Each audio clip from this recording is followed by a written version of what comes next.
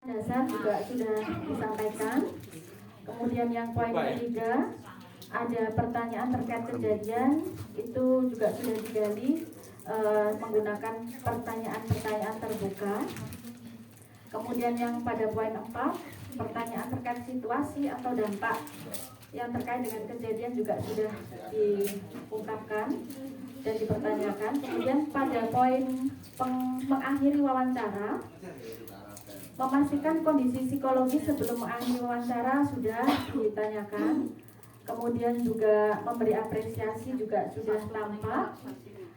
Yang poin ketiga, menegaskan kerahasiaan, saya belum melihat, belum mendengar juga. Kemudian yang terakhir, memberikan kesempatan untuk bertanya dan menghubungi tadi juga sudah di endingnya tadi.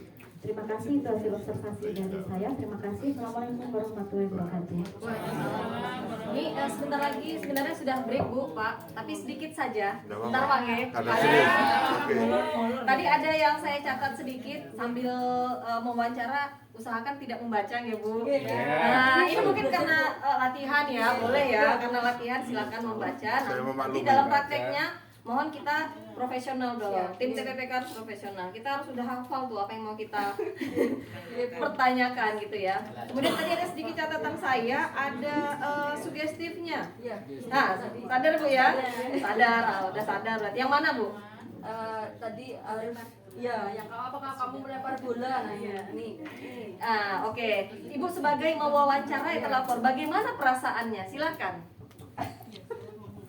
Yang jelas karena ini baru ya, karena kan kita biasanya penanganan itu dengan guru BK seperti itu ya, dengan peran BK-nya. Nah ini karena tim TPPK itu sudah dibuat, namun memang di sekolah kita belum semuanya ini Bu, menerapkan secara langsung seperti itu. Apalagi kita hanya penanganannya masih ringan-ringan, jadi belum sampai ke yang harus tim TPPK ini sampai sejauh mana. Nah ini yang sebetulnya kita tanyakan juga Bu, nantinya ketika kita menjadi tim TPPK sendiri saat nanti untuk penyelesaian sebuah masalah itu harus berapa lama.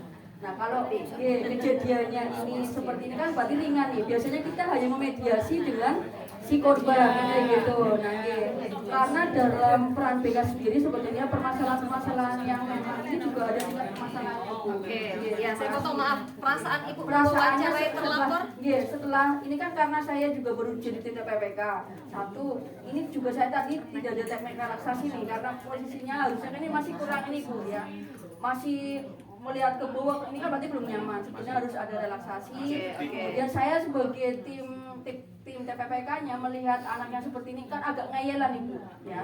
Saya agak keberemet juga seperti itu. Ya, keberemet aslinya kalau misalkan kita tidak sabar bisa terjadi ya Pak ya. Bisa terjadi gelut bisa ya. Apa mau gelut saja dalam itu misalkan. Kasih Pak beres. Betul, sendiri memang dilakukan Bu. Makanya ini kita bersikap sabar, walaupun tidak bersabar ya, tapi menekan sebuah emosi kayak gitu. Gemes emosi gitu, dan ini bener ini.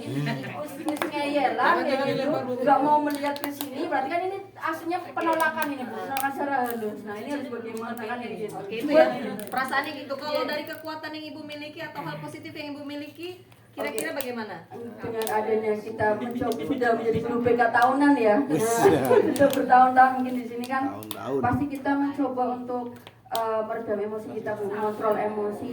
Nah, ini jangan sampai kita juga terbawa perasaan sampai akhirnya itu kita blank ya, blank. Nah ini saya mencoba hadir sini Mas Nando biar kita ada kontak mata gitu, walaupun jangan sampai turun ke hati dalam BK Bu, jangan sampai kalau ada lawan jenis kayak gini bisa transferan ini Bu, kita bisa terbawa ke sana. Nah, makanya harus Bisa counter transfer.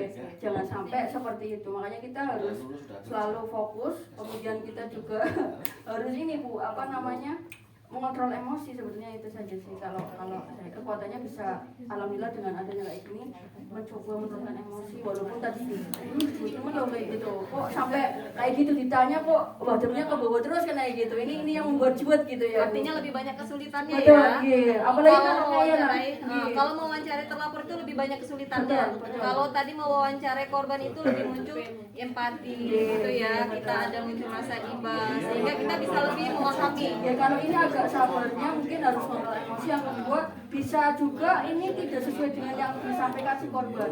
Nah tentunya pasti akan selalu berpikir, kemudian juga bisa mengumpat tidak seperti yang disampaikan. Intinya pembelaan diri. Nah ini yang saat pembelaan diri ini kita harus bisa membeli ke dalam. Oke, ingat ya Bapak dan Ibu, 5 komponen dasar yang ada di dalam wawancara itu. Aturan dasarnya juga Bapak Ibu harus pahami. Ketika pun misalnya pelaku, terlapor ini tidak mau mengakui, tugas Bapak dan Ibu tidak mencari tahu agar dia mengakui. Tidak.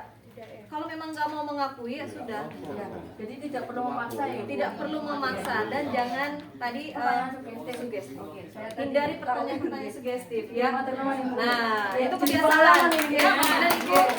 Beri aplaus pada kita semuanya. Ini sudah waktunya break sejenak sebelum masuk ke materi selanjutnya. Kita 10 menit saja boleh nggih? 10 menit untuk satu batang.